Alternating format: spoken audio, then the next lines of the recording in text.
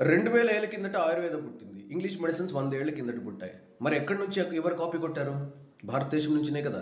So ఇలాగ ఆరోగ్యం, medicine and yoga, ఆరోగ్యమైన విషయాలన్నీ మన దగ్గర నుంచి కాపీ కొట్టి మళ్ళీ మన మీదే విసిరారు. ఇంకొక విషయం ఇంకొక విషయం ఏంటంటే ఖాదీ, మన బట్టలు, వస్త్రధారణ. ఖాదీ అనేది మన భారతదేశానికి సంబంధించింది. ఆ ఖాదీ అనేది ఒక బట్టలు ఎలా కుట్టాలి, ఏం చేయాలి, ఇవన్నీ మన దగ్గర నుంచి నేర్చుకొని అందులో నుంచి ఈజీగా కంఫర్టబుల్గా ఉండే డ్రెస్సెస్, ఈజీగా కంఫర్టబుల్గా ఉండే జీన్సెస్ అవి ఇవి సృష్టించి ఈరోజు మన దగ్గర నుంచి వస్త్రాలు ఎలా స్టిచ్ చేయాలి, వస్త్రాలు ఎలా తయారు చేయాలి అనేది మన దగ్గర నుంచినే కాపీ కొట్టి మళ్ళీ మన మీదే ఈజీ మెథడ్స్ని విసిరేశారు. ఇలాగా వస్త్రధారణ కూడా మన దగ్గర నుంచి కాపీ కొట్టింది. ఇప్పుడు విదేశీయులు మన దేవుళ్ళ గురించి, మన నదుల గురించి రీసెర్చ్ ఇంకా చేస్తూనే ఉన్నారు.